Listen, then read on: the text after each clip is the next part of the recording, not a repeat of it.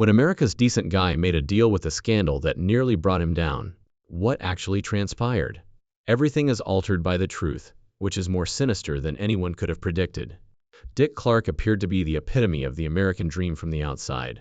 Teenagers look up to him because he was youthful, attractive, well-groomed, and exuded the confidence that made parents trust him. In the 1950s, Clark became well known as soon as American Bandstand appeared on television. He served as a cultural gatekeeper in addition to being a host. You may have become famous if your song was performed on the bandstand. Your career might stall before it even began if it didn't. However, no one at the time noticed this. Clark was more than simply the happy guy who played the music. His hands were deep within the actual industry machine. As the oldest teenager in America, Clark worked hard to project an image of being safe, courteous, and constantly smiling. In the 1950s, many parents viewed rock and roll as hazardous and unruly, but Clark managed to make it acceptable. He provided a clean stage for rock music, allowing children to dance in their living rooms without their parents feeling intimidated.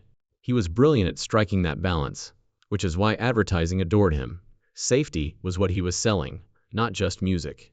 However, behind that innocent facade, Clark was setting himself up for much more than a television role. Clark had already begun making investments in record labels, recording studios, and music publishing firms by the late 1950s. This implied that he was doing more than merely promoting music when specific songs were on Bandstand. He was advancing his personal financial gain. His bank account became fatter each time a record, in which he had stakes, rose in the charts. Although it was a clever system, it was also risky, because Clark's impeccable reputation would be instantly shattered if someone ever made the connection. The fact that this appeared to be commonplace in the industry at the time just serves to heighten the shock. Payola was well known. Bribing DJs and TV personalities to play music was a common practice.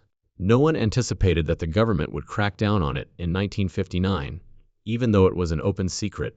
When they did, Dick Clark was sitting in the midst of a tempest that had the potential to destroy everything he had constructed. However, Clark's prominence was what actually made his predicament risky.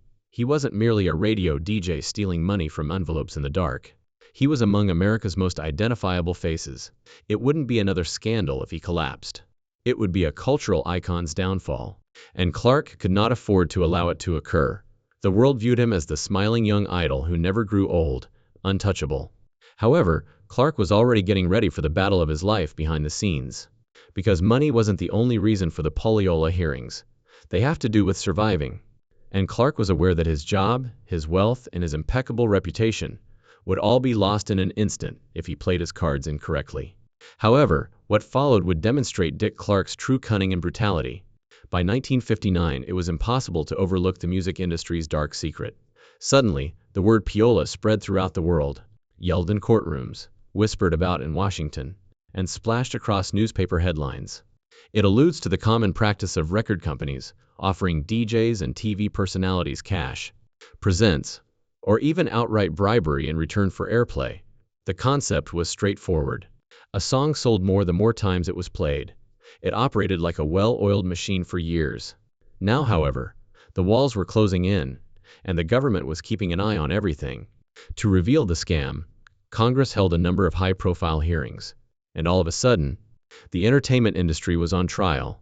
Numerous names were brought into the public eye. Studio executives, minor station managers, and large DJs. Careers fell apart almost immediately.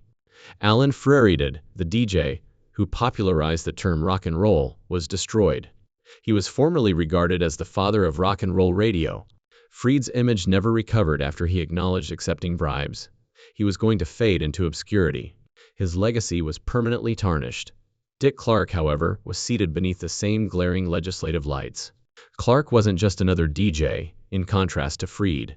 In front of a national audience, he was a television personality who had the ability to make or break stars. Even the insiders who believed they knew the game were taken aback by what the investigators discovered. Clark wasn't just taking money in envelopes. The music itself was important to him. His name was associated with over 30 music-related businesses, including as record labels and publishing houses. Clark wasn't just playing records, to put it another way. The records being played belonged to him. There was a startling conflict of interest. It seemed likely that Clark was making money directly from each song that became popular after appearing on American Bandstand. This wasn't merely unethical in the eyes of the government. An entire industry was being manipulated. A much darker force now threatened Clark's clean-cut, wholesome image, the potential that he had used covert transactions to establish his empire. The media was unable to get enough. Clark was portrayed in the headlines as the happy face of a crooked affair. Was America's trusted man really just a shady businessman taking advantage of the system?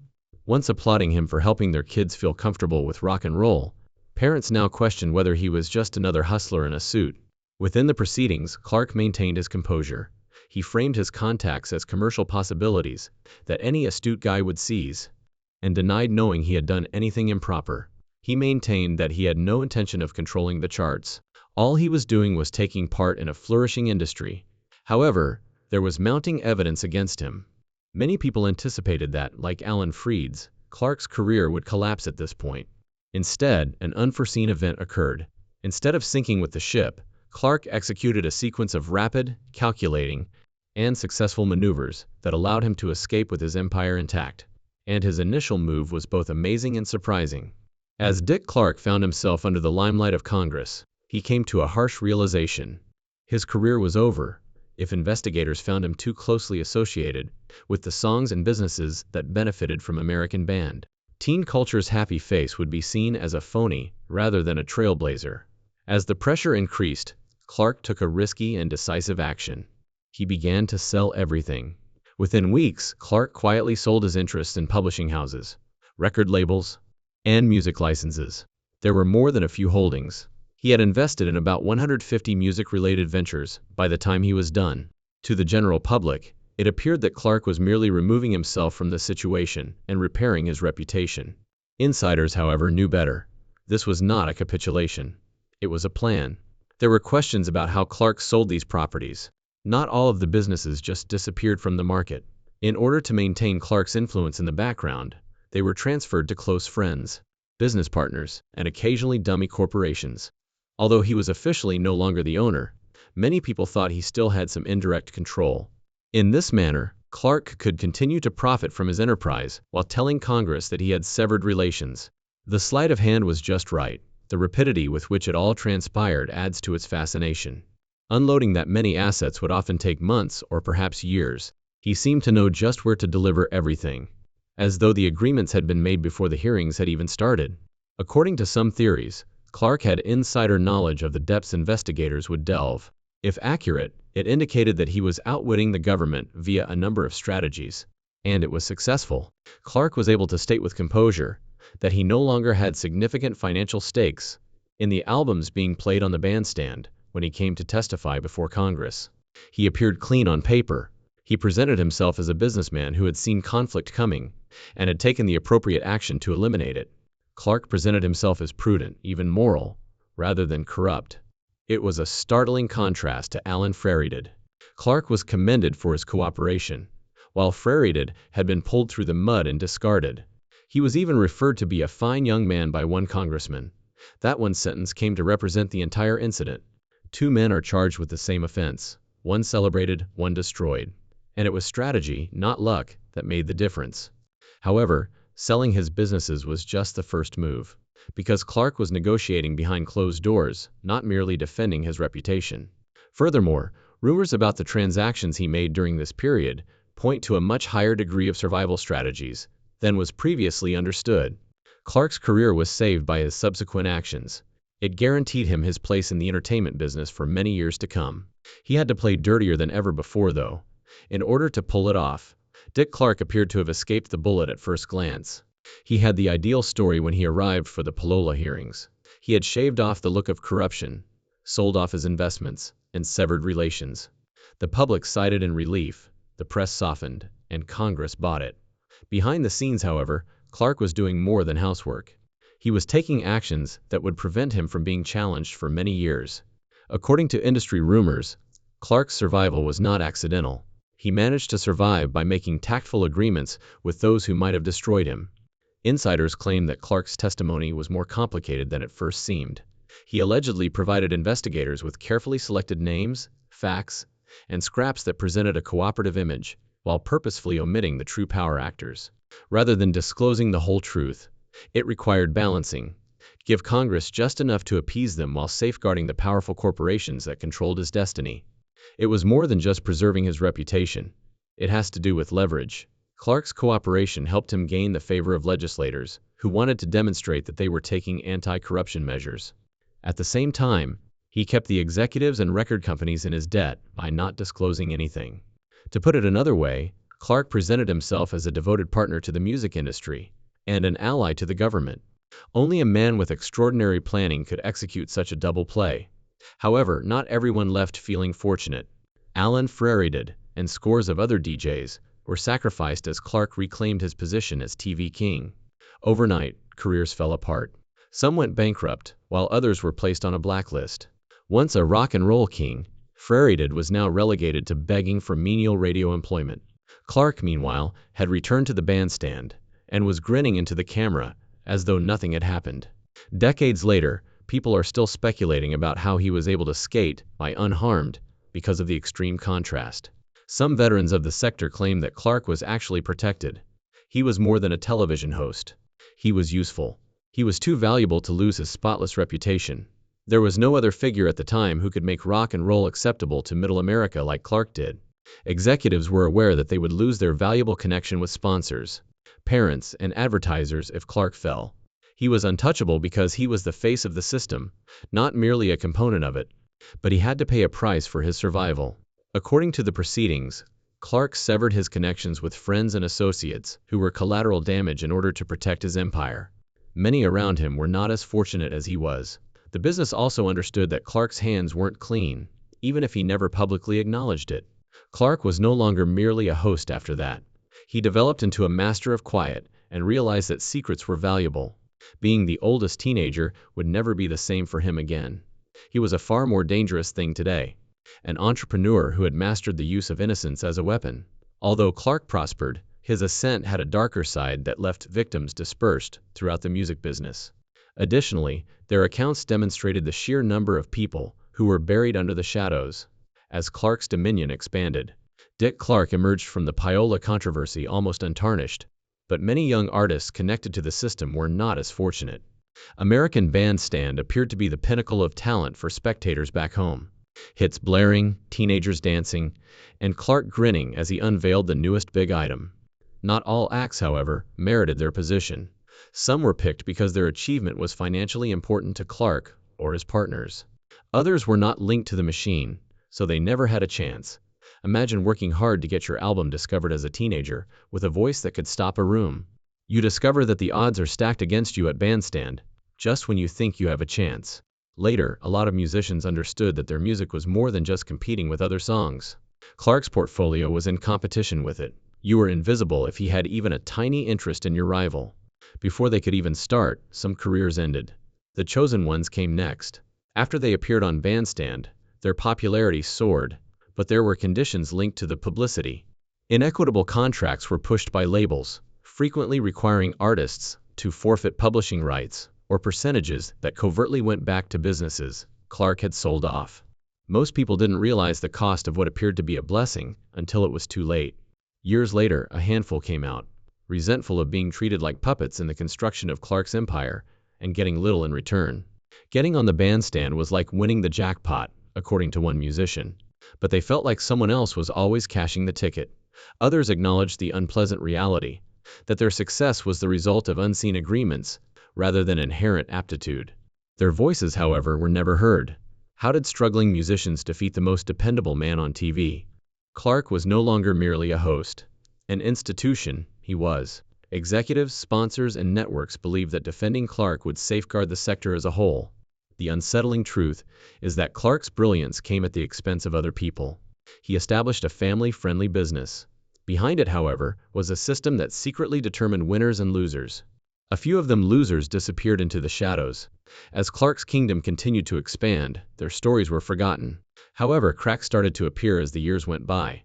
There were rumors that his pristine image was a facade, and that the truth about his illicit activities would eventually come to light. And the mask of America's oldest adolescent started to come off as those rumors made it to the media. Dick Clark seemed untouchable for years. He was the happy television regular, the cheerful face that America relied on to transmit its culture and music, the man who never grew old.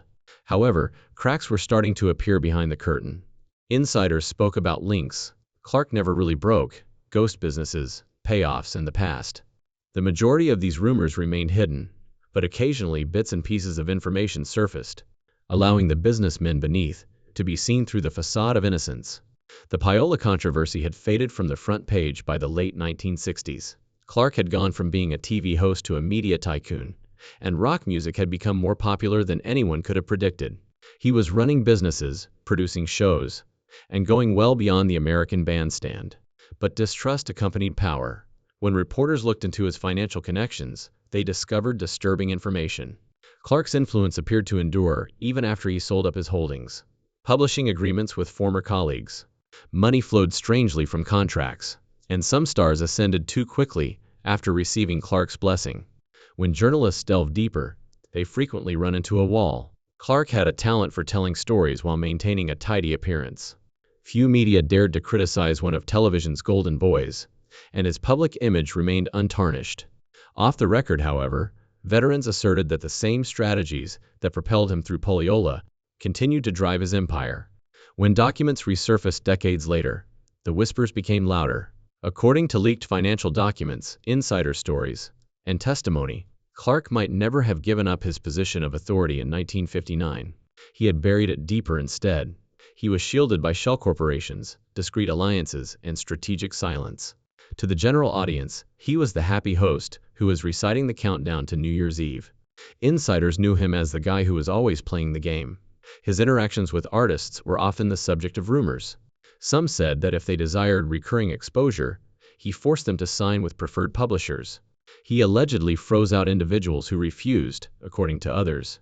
The pattern was difficult to ignore, but none of it was ever verified. Being the clean-cut substitute for controversy had been the foundation of Clark's career. But as rumors spread, it became evident.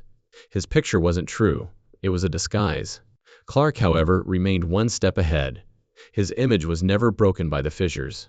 However, every mask ultimately comes off, and when his legacy was re-examined years later, the secrets he had hidden came to light, exposing a side of Clark that few were prepared to embrace. Because ultimately, the man who was hailed as America's oldest teenager might have been one of the most cunning and vicious businessmen in the history of entertainment. The last turn of events, however, occurred decades later, when forgotten tales and secret documents started to completely alter Dick Clark's story. Dick Clark's legacy was seen for many years. He was the endearing host who never grew old, the man who provided the music and festivities for America. He was the face of New Year's Eve, the voice of American Bandstand, and the reliable stalwart who appeared impervious to controversy. However, flaws emerged as time went on, and old records came to light. Insider reports, financial traces, and concealed testimonies all pointed to a more nuanced reality. Clark was more than an amiable television personality. He was a cunning tactician who manipulated the sector. He was referred to as a genius by others, a businessman who was the best at the game. Others viewed him as a cunning man, who silenced those who were left in his shadow while establishing an empire. In the middle is where the truth is. A merciless operator and a smiling symbol. A man who skillfully crafted a career so that no one dared to question it, and who transformed outrage into opportunity. His story is still being reinterpreted decades after the Payola hearings. Clark didn't just make it through. He was a master of the storm. Dick Clark was much more than America's oldest adolescent, despite the fact that everyone remembers the countdowns, the dance floors, and the unending smile. He was the one who triumphed by masterfully manipulating the system.